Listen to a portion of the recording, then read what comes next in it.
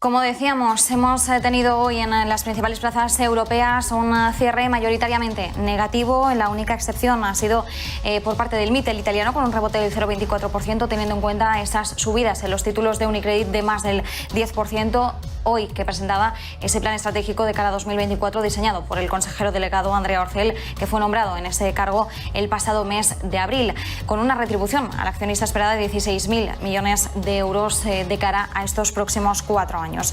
A excepción del MIT italiano, el resto de las plazas han cerrado en tono negativo, con un DAX que se ha dejado un 0,30% en 15.639 puntos, un FTSE de Londres 0,22% de recorte, muy planito el K40 con un recorte apenas del 0,09%. El más bajista de la sesión entre las principales plazas del viejo continente ha sido una vez más el IBEX 35 con un 0,93% de caída, casi un punto porcentual en 8.399 puntos, casi en esos 8.400, pero los ha llegado a perder.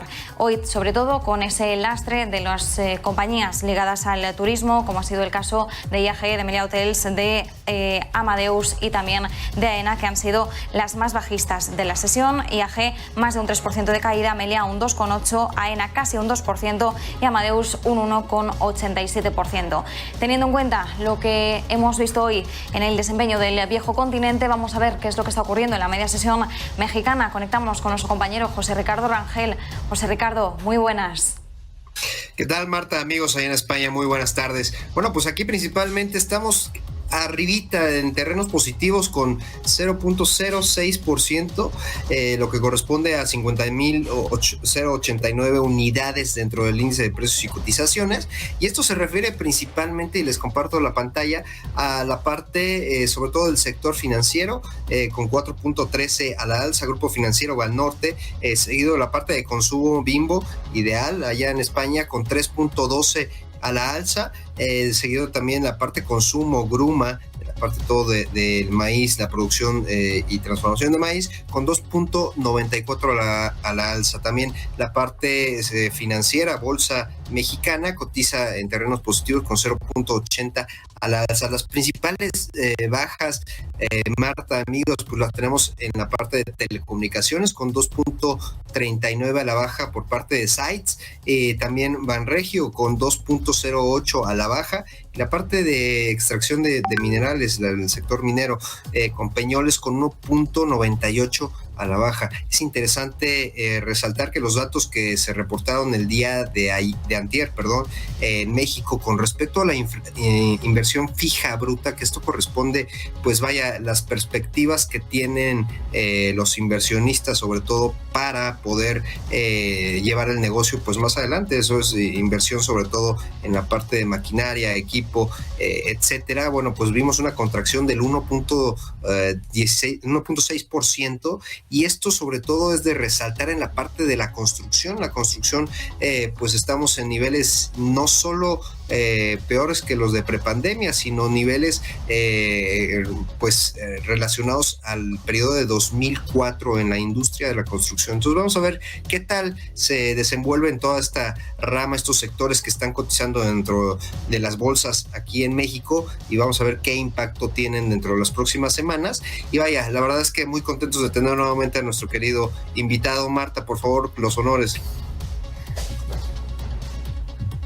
Así es, José Ricardo. Bueno, vamos a tener un día más como invitado en Visión Global a Gerardo Herrera. Él es el director de comunicación de Risk Matrix. Además, Gerardo, hoy para hablar de las calificaciones de riesgo en México. Cuéntanos cuáles han sido los comentarios de estas calificadoras. Bueno, pues efectivamente esta semana, el martes en concreto, una de las 3 grandes calificadoras, Moody's, ¿sí?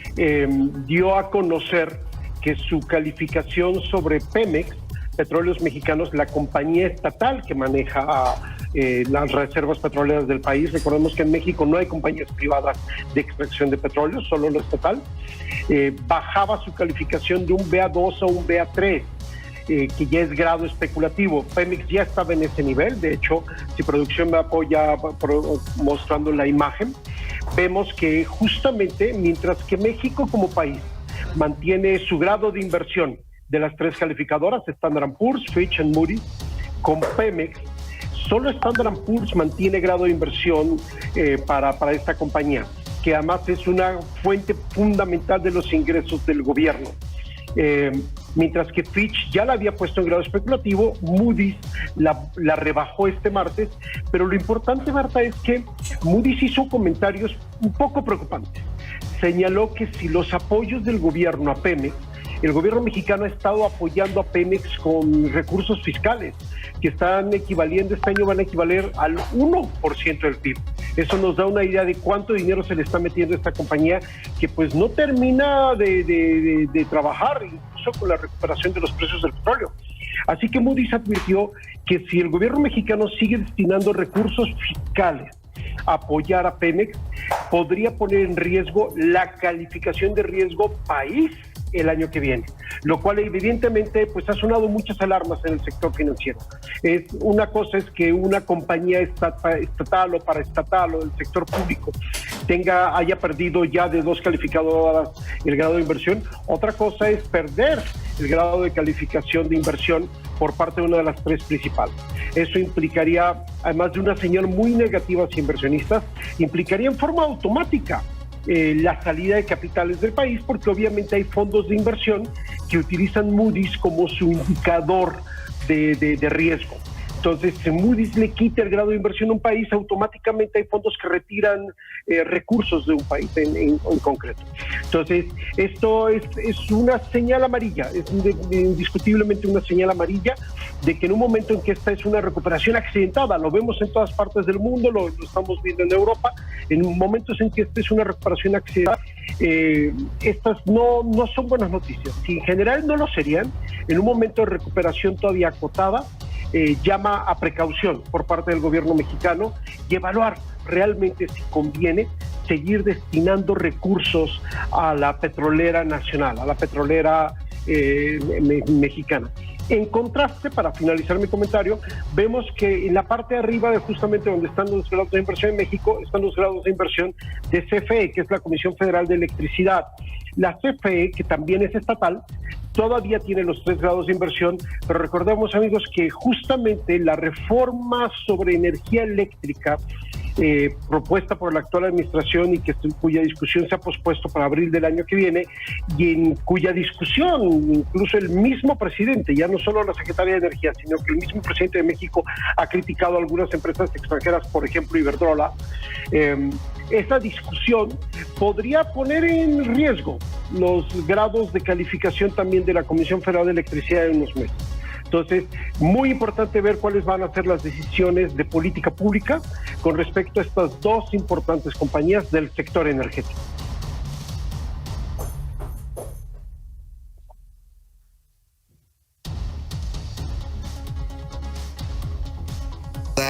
Mexicana per se, pero bueno, las emisiones de deuda que se tienen tanto de CFE como de Pemex, bueno, ya con estas calificaciones estaría cerrándose las puertas para cualquier tipo de emisión, ¿no, Gerardo? Sí, a lo mejor no se cierran las puertas, pero a ver, sí va a tener un mercado más limitado, pero sobre todo tendría que hacer emisiones con mayores premios, ¿sí? Entonces tendría que endeudarse con mayores tasas de interés. Le ayuda que el contexto actual es de bajas tasas de interés, pero entonces, independientemente de que pudiera levantar capital con mayores tasas de interés que las que existen promedio en el mundo, que de todas maneras son bajas, está esta cuestión de un creciente nerviosismo por utilizar una expresión mexicana, meterle dinero bueno al malo. ¿Sí? Destinar recursos a una compañía que pues no termina de salir adelante, ¿sí? Y que esos recursos, precisamente la preocupación de Moody's es que puedan poner en peligro el equilibrio fiscal del gobierno mexicano, que hasta ahora es lo que ha mantenido muy sanamente las finanzas públicas mexicanas. Gerardo, vaya, ¿quiénes tendrían o podrían tener apetito por este tipo de recursos? Inversionistas que buscan alto riesgo, pero precisamente son el tipo de inversionistas que de la misma manera que compran un valor de Pemex a alto riesgo, pueden desecharlo en cualquier momento e irse en un momento de volatilidad hacia otro tipo de inversiones. No quiero utilizar la palabra tóxico, no diría que todavía es un activo tóxico, pero nos estamos acercando hacia el terreno de los activos tóxicos y que definitivamente no es un terreno en el que el gobierno mexicano quiere o debe estar. Y en relación sobre todo a toda la inversión, este dato de inversión fija bruta, pues se están haciendo muchísimas inversiones en la parte de construcciones, profusamente ahorita que tocas el tema de la parte de Pemex, este proyecto de Dos Bocas, pues vaya, ¿qué relación podría tener? Porque por un lado estamos viendo este desarrollo de infraestructura impresionante y por otro lado estamos viendo que la inversión en construcción sigue cayendo. ¿Podrías darnos una opinión al respecto, Gerardo? Bien, podríamos decir que efectivamente en un momento en que la inversión fija bruta está escasa, habría que ser todavía más eficientes, todavía más racionales en dónde destinar esa inversión. Y lo que esta observación de Moody's o esta advertencia de Moody's nos indica es que deberíamos estar invirtiendo en otro tipo de proyectos, no en proyectos de una nueva refinería para una compañía paraestatal de petróleos que aún en medio de un boom del precio del petróleo no termina de tener finanzas sanas. Entonces, si en cualquier momento la racionalización y la asignación de tus recursos es importante, mucho más en un momento de recuperación accidental. Marta, no sé si tengas alguna otra pregunta por ahí. Sí, quería preguntar por el cambio del gobierno, ¿no? Del órgano del gobierno de Banco de México. ¿Cuál es el entorno en el que nos movemos ahora, Gerardo?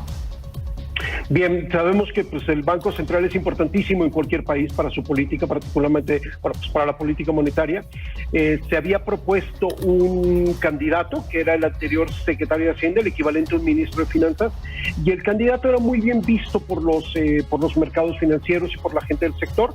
Y hace unas semanas, en forma repentina, realmente muy repentina, el gobierno actual anunció que se retiraba esa candidatura y se proponía una nueva candidatura de una funcionaria de la Secretaría de Hacienda, el Ministerio de Finanzas, que venía de la Subsecretaría de Egresos, o sea, venía del área fiscal.